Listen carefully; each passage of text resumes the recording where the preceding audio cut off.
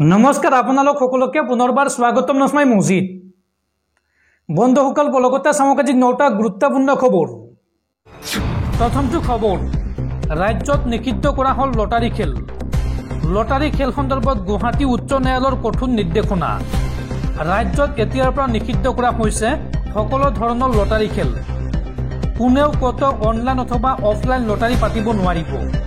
এই কঠোৰ নিৰ্দেশনা গুৱাহাটী হাইকোৰ্টৰ। ৰাজ্যত এতিয়াৰ পৰা নিষিদ্ধ কৰা হৈছে সকলো ধৰণৰ লটাৰী খেল। সকলো ধৰণৰ লটাৰী খেল নিষিদ্ধ ঘোষণা গুৱাহাটী উচ্চ ন্যায়ালয়ৰ। লটাৰী সন্দৰ্ভত গুৱাহাটী উচ্চ ন্যায়ালয়ৰ কঠোৰ নিৰ্দেশনা। এসপ্তাহৰ ভিতৰত এই সন্দৰ্ভত সকলো লটাৰী কমিটিৰ বিৰুদ্ধে ব্যৱস্থা গ্ৰহণৰ নিৰ্দেশ দিছে গুৱাহাটী হাইকোৰ্টে। সকলো জিলাৰ আয়ুক্ত আৰু আৰক্ষী অধীক্ষকলৈ কঠোৰ নিৰ্দেশনা গুৱাহাটী হাইকোৰ্টৰ। লটাৰী সন্দৰ্ভত গুৱাহাটী উচ্চ ন্যায়ালয়ৰ মুখ্য ন্যায়াধীশৰ কঠোৰ নিৰ্দেশনা। এক ৰাজহুৱা স্বাৰ্থজড়িত আবেদনৰ ভিত্তিত গুৱাহাটী উচ্চ ন্যায়ালয়ৰ এই নিৰ্দেশনা। আৰু এতিয়াৰ পৰা ৰাজ্যত কোনেও কত অনলাইন অথবা অফলাইন লটাৰী পাতিব নোৱাৰিব। এই কঠোৰ নিৰ্দেশনা জাৰি কৰিছে গুৱাহাটী উচ্চ ন্যায়ালয়ে। পৰৱৰ্তী খবৰ, সাৱধান ৰাজ্যবাসী। ৰাজ্যত পুনৰ বতৰ লৈছে কাল ৰূপ। অহা 6 অক্টোবৰ পৰ্যন্ত ৰাজ্যত হ'ব ধাৰাসাৰ বৰষুণ। আৰু এই সন্দৰ্ভত ৰাজ্যৰ 29খন জিলাত হাই এলাৰ্ট জাৰি বতৰ বিজ্ঞান কেন্দ্ৰৰ। ৰাজ্যজুৰি আৰম্ভ হৈছে নেৰানেপেৰা বৰষুণ।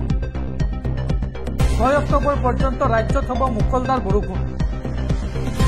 দুৰ্গা পূজাৰ সময়ত হ'ব পাৰে এই ধাৰাসাৰ বৰষুণ।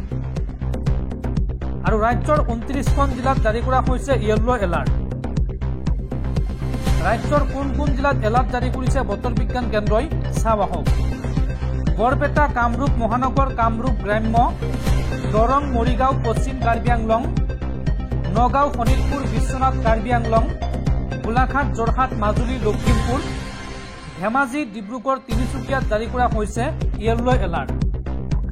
লগতে 4 অক্টোবৰ অৰ্থাৎ আজিৰ দিনটোত ধুবুৰী, বঙাইগাঁও, কোকৰাঝাৰ, চিৰাঙতো জাৰি কৰা হৈছে অৰেঞ্জ এলাৰ্ট। পৰৱৰ্তী খবৰ, মধ্যপ্ৰাচ্যত আৰম্ভ হৈছে এক মহাযুদ্ধ। ইজৰাইল আৰু ইৰাণৰ মাজত আৰম্ভ হৈছে মহাযুদ্ধ। আৰু এই যুদ্ধত এই মুহূৰ্তত অকলশৰীয়া হৈ পৰিছে ইজৰাইল। আমেৰিকাই ওলোটা খৰ মাৰিছে। আমেৰিকাই এইবাৰ উভতি ধৰিছে ইজৰাইলক।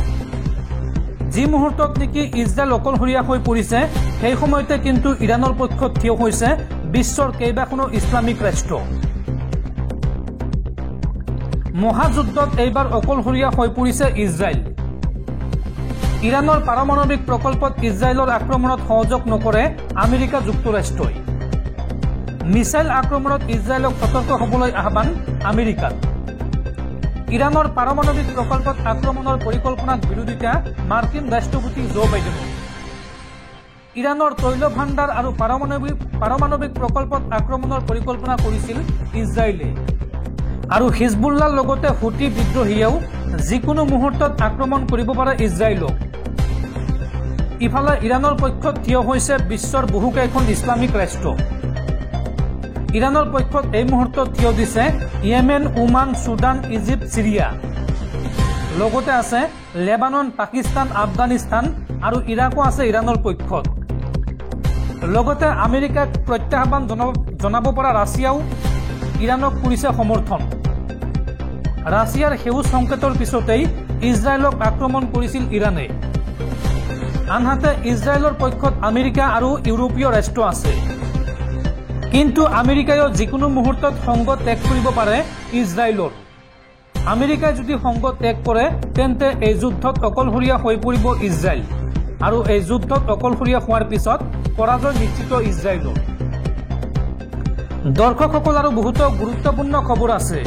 তাৰ আগতে আপোনাক জনাওঁ যে যদি আপুনি এতিয়ালৈকে এইটো ভিডিঅ'ত লাইক কৰা নাই তেন্তে এতিয়াই ভিডিঅ'টোত লাইক কৰি দিয়ক। আৰু এনেকুৱা ধৰণৰ ভিডিঅ'সমূহ নিতৌ চাবলৈ চেনেলটো ছাবস্ক্ৰাইব কৰি কাষত থকা বেল আইকনটো প্ৰেছ কৰি ৰাখক। পৰৱৰ্তী খবৰ, মৌলানা বদৰুদ্দিন আজমলৰ মহানুভৱতা। মহিলাসকলক পূজাৰ প্ৰাকক্ষণত বদৰুদ্দিন আজমলে দিছে 10,000 টকাৰ আৰ্থিক সাহায্য। জাতি ধৰ্ম নিৰ্বিশেষে বিধৱা মহিলাসহ মুঠ 250 গৰাকী মহিলাক 10,000 টকাৰ আৰ্থিক সাহায্য দিলে বদৰুদ্দিন আজমলৰ সংস্থাই। দৰিদ্ৰ মহিলালৈ মৌলানা বদৰুদ্দিন আজমলৰ সহায়ৰ হাত। দুৰ্গা পূজাৰ প্ৰাকক্ষণত সম্প্ৰীতিৰ নিদৰ্শন দাঙি ধৰিলে আজমল সংস্থাই। জাতি ধৰ্ম নিৰ্বিশেষে মহিলাসকললৈ প্ৰদান কৰিলে আৰ্থিক সাহায্য। মহিলাসকলৰ বাবে আজমল সংস্থাৰ বিশেষ পদক্ষেপ গ্ৰহণ। প্ৰতিগৰাকী মহিলালৈ 10,000 টকাৰ আৰ্থিক সাহায্য প্ৰদান আৰু 50 গৰাকী বিধৱা মহিলাসহ সৰ্বমুঠ 250 গৰাকী মহিলাক বিশেষ সহায় আগবঢ়ালে বদৰুদ্দিন আজমলে। মহিলাসকলৰ মাজত বিতৰণ কৰা হৈছে সৰ্বমুঠ 25 লাখ টকা। পূজাৰ বতৰত মহিলাসকলক সকাহৰ বাবে আজমল সংস্থাৰ এই পদক্ষেপ। সজাই ডবকা মৰাঝাৰ আৰু যমুনামুখৰ 250 গৰাকী মহিলাক এই সহায় আগবঢ়াইছে বদৰুদ্দিন আজমলে। পৰৱৰ্তী খবৰ, ৰেচন কাৰ্ড নথকা ৰাজ্যৰ লাখ লাখ লোকলৈ ভাল খবৰ। ৰাজ্যত আৰম্ভ হ'ল ৰেচন কাৰ্ডৰ বাবে আবেদন প্ৰক্ৰিয়া। 15 অক্টোবৰ হৈছে শেষ সময়সীমা। 15 অক্টোবৰৰ ভিতৰত কৰক আবেদন। কি কি নথিপত্ৰ লাগিব, কেনেকৈ আবেদন কৰিব চাওঁ আহক। ৰেচন কাৰ্ড নথকা ৰাজ্যৰ লাখ লাখ লোকৰ বাবে ডাঙৰ খবৰ। নতুনকৈ ৰেচন কাৰ্ডৰ বাবে চলি আছে আবেদন প্ৰক্ৰিয়া আৰু আবেদনৰ অন্তিম তাৰিখ হৈছে 15 অক্টোবৰ। 15 অক্টোবৰৰ পূৰ্বে ৰেচন কাৰ্ডৰ বাবে আপুনি কৰক আবেদন। চৰকাৰী পৰ্টেলৰ পৰা আপুনি ডাউনলোড কৰি ল'ব লাগিব আবেদনৰ প্ৰ-পত্ৰ। pds.assam.gov.in এই পৰ্টেলৰ পৰা ডাউনলোড কৰিব লাগিব আবেদনৰ প্ৰ-পত্ৰ, অথবা কম্পিউটাৰৰ জেৰক্স কৰা দোকানত গৈও আপুনি প্ৰ-পত্ৰ আনিব পাৰিব। মনত ৰাখিব, আবেদনকাৰী পৰিয়ালৰ বাৰ্ষিক আয় 4 লাখতকৈ কম হ'ব লাগিব। লগতে থাকিব লাগিব আধাৰ কাৰ্ড। আৰু এই সন্দৰ্ভত সবিশেষ তথ্য জানিবলৈ বা ৰেচন কাৰ্ডৰ বাবে আবেদন কৰিবলৈ সুলভ মূল্যৰ দোকানীৰ সৈতে যোগাযোগ কৰক। পৰৱৰ্তী খবৰ, স্মাৰ্ট মিটাৰৰ বিৰুদ্ধে ৰাজ্যত অব্যাহত আছে প্ৰতিবাদ। আৰু এইবাৰ তিতাবৰত শৰাইত স্মাৰ্ট মিটাৰ লৈ APDCLক ঘূৰাই দিলে ৰাইজে। প্ৰতিবাদী ৰাইজৰ মন্তব্য, দুখীয়া মানুহক তেজ শুহি খোৱা স্মাৰ্ট মিটাৰ আমাক নালাগে। ৰাইজৰ ঘৰত 2 নম্বৰী কৰি জোৰ জবৰদস্তি ডকাইতি ৰূপী স্মাৰ্ট মিটাৰ লগাইছে APDCLে। এই বিস্ফোৰক অভিযোগ প্ৰতিবাদী ৰাইজৰ। দুখীয়া মানুহক তেজ শুহি খোৱা স্মাৰ্ট মিটাৰ আমাক নালাগে, এই মন্তব্য প্ৰতিবাদী ৰাইজৰ। প্ৰতিবাদী ৰাইজৰ লগতে কয়, আমি পুৰণি মিটাৰ ব্যৱহাৰ কৰিম নে নতুন স্মাৰ্ট মিটাৰ লগাম, সেয়া আমাৰ নিজস্ব অধিকাৰ। অসমৰ কিমানটা চৰকাৰী অফিচ আৰু ব্যৱসায়িক প্ৰতিষ্ঠানত স্মাৰ্ট মিটাৰ লগাইছে, উত্তৰ দিয়ক APDCLে। সাধাৰণ মানুহক মাধমাৰ সুধা স্মাৰ্ট মিটাৰৰ জৰিয়তে বিল বঢ়াই লুটি পুটি খাই বিলাসী জীৱন কটাব বিচাৰিছে তেওঁলোকে। ৰাইজৰ ঘৰত 2 নম্বৰী কৰি জোৰ জবৰদস্তি ডকাইতি ৰূপী স্মাৰ্ট মিটাৰ লগাইছে APDCLে। ৰাইজৰ সমস্যা হলে চৰকাৰ নাকত তেল দি শুই থাকে। আমাক স্মাৰ্ট মিটাৰ নালাগে, নিজৰ লগতে ৰাখক APDCLে। পুলিচৰ ভয় আমাক দেখুৱাই লাভ নাই APDCLে। এইদৰে গৰজি উঠিল কৃষক মুক্তি সংগ্ৰাম সমিতিৰ সাধাৰণ সম্পাদক বিদ্যুৎ শইকীয়া। আৰু বিদ্যুৎ শইকীয়াৰ নেতৃত্বত এইবাৰ তিতাবৰত শৰাইত স্মাৰ্ট মিটাৰ লৈ APDCLক ৰাইজে দিলে ঘূৰাই। পৰৱৰ্তী খবৰ, মধ্যপ্ৰাচ্যৰ যুদ্ধৰ প্ৰভাৱ পৰিছে ভাৰতৰ শ্বেয়াৰ বজাৰত।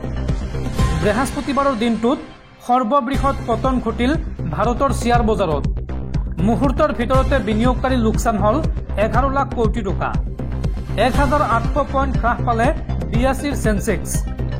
554 পইণ্ট কমিল নেশ্যনেল ষ্টক এক্সচেঞ্জৰ সূচাংক। 25,242 পইণ্টলৈ নামিল নিফটি। 82,455 পইণ্টলৈ নামিল 82 চেনচেক্স, যাৰ পৰিপ্ৰেক্ষিতত মুহূৰ্তৰ ভিতৰতে 11 লাখ কোটি টকা লোকচান হ'ল বিনিয়োগকাৰীৰ। পৰৱৰ্তী খবৰ, BSNLৰ বৃহৎ ঘোষণা। শীঘ্ৰেই BSNLে মুকলি কৰিব 4G mobile phone.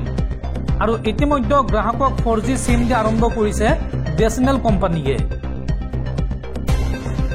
Lakh lakh গ্ৰাহকৰ বাবে ভাল খবৰ। শীঘ্ৰেই BSNLে মুকলি কৰিব 4G mobile phone. Jio' Airtel ভোডাফোনক চেলেঞ্জ দি এইবাৰ অফাৰ BSNLৰ ৰিচাৰ্জৰ মূল্য বৃদ্ধিৰ পিছতে বহু গ্ৰাহকে BSNLলৈ পৰ্ট কৰিছে নিজৰ মোবাইল নম্বৰ আৰু তাৰ পিছতে এতিয়া কাৰ্বন মোবাইলৰ সৈতে চুক্তিবদ্ধ হৈছে BSNL অক্টোবৰ মাহৰ ভিতৰতে দেশত 4G হোৱা মুকলি কৰিব BSNL সমগ্ৰ দেশতে 25,000 টাৱাৰ ইতিমধ্যে স্থাপন কৰা হৈছে BSNLৰ আৰু ইতিমধ্যে গ্ৰাহকক 4G সিম দিয়া আৰম্ভ কৰিছে BSNL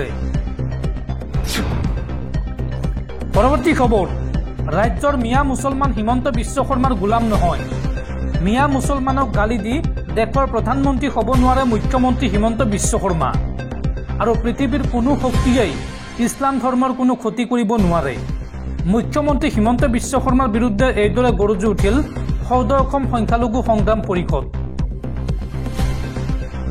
আমি হিমন্ত বিশ্ব শৰ্মাৰ গোলাম নহয় মিয়া মুছলমানক গালি দি দেশৰ প্ৰধানমন্ত্ৰী হ'ব নোৱাৰে মুখ্যমন্ত্ৰী হিমন্ত বিশ্ব শৰ্মা এই মন্তব্য সৌদ অসম সংখ্যালঘু সংগ্ৰাম পৰিষদৰ সৌদ অসম সংখ্যালঘু সংগ্ৰাম পৰিষদৰ লগতে কয় যে পৃথিৱীৰ কোনো শক্তিয়ে ইছলাম ধৰ্মৰ কোনো ক্ষতি কৰিব নোৱাৰে পৃথিৱীত এনেকুৱা কোনো শক্তি নাই যি শক্তিয়ে ইছলাম ধৰ্মৰ ক্ষতি কৰিব পাৰিব আৰু ধৰ্মীয় অনুষ্ঠান বন্ধ কৰিব পাৰিব কোনো ব্যক্তিয়েও ইছলাম ধৰ্মৰ ক্ষতি কৰিব নোৱাৰে অসমতে এতিয়ালৈকে NRCৰ কাম সম্পন্ন কৰিব পৰা নাই হিমন্ত বিশ্ব শৰ্মাই কিন্তু বেলেগ ৰাজ্যত গৈ NRCৰ কথা কৈ আছে হিমন্ত বিশ্ব শৰ্মাই আজিলৈকে কিমানজন মানুহক বাংলাদেশত গতিয়াই পঠিয়াব পাৰিছে তাৰ উত্তৰ দিয়ক হিমন্ত বিশ্ব শৰ্মাই বিশ্বৰ বহু শক্তিশালী দেশেও ইছলাম ধৰ্মৰ একো ক্ষতি কৰিব নোৱাৰিলে ইছলামৰ ধৰ্মীয় অনুষ্ঠানসমূহ সম্পূৰ্ণভাৱে সমাজ ব্যৱস্থাত চলে চৰকাৰী কোনো ব্যৱস্থাত নচলে এই অনুষ্ঠানবোৰত কেৱল ধৰ্মীয় শিক্ষা গ্ৰহণ কৰাই নহয় লগতে সাধাৰণ শিক্ষাও গ্ৰহণ কৰা হয় আমি কাৰো গোলাম হৈ জীয়াই থকা নাই মুখ্যমন্ত্ৰীয়ে যিটো ক'ব সেইটোৱে গ্ৰহণযোগ্য যে হ'ব ৰাষ্ট্ৰীয় প্ৰেক্ষাপটত জনপ্ৰিয়তা পাবৰ বাবেই আবুল তাবুল বকি আছে হিমন্ত বিশ্ব শৰ্মাই হিমন্ত বিশ্ব শৰ্মাৰ মানসিকতা বহুত তললৈ গৈছে অসমত ধৰ্মীয় মেৰুকৰণ কৰি অশান্তিৰ পৰিৱেশ সৃষ্টি কৰিব বিচাৰিছে হিমন্ত বিশ্ব শৰ্মাই আমাক অন্তত শান্তিৰে জীয়াই থাকিবলৈ দিয়ক আমিওতো মানুহ আমিতো কোনো বেলেগ প্ৰাণী নহয় আমি জীৱ-জন্তুৰ দৰে নহয় যে যিটো ক'ব সেইটোৱে মানি ল'ম মুখ্যমন্ত্ৰী হিমন্ত বিশ্ব শৰ্মাৰ বিৰুদ্ধে এইদৰে গৰজি উঠিল সৌদ অসম সংখ্যালঘু সংগ্ৰাম পৰিষদৰ নেতা আবু বক্কৰ ছিদ্দিক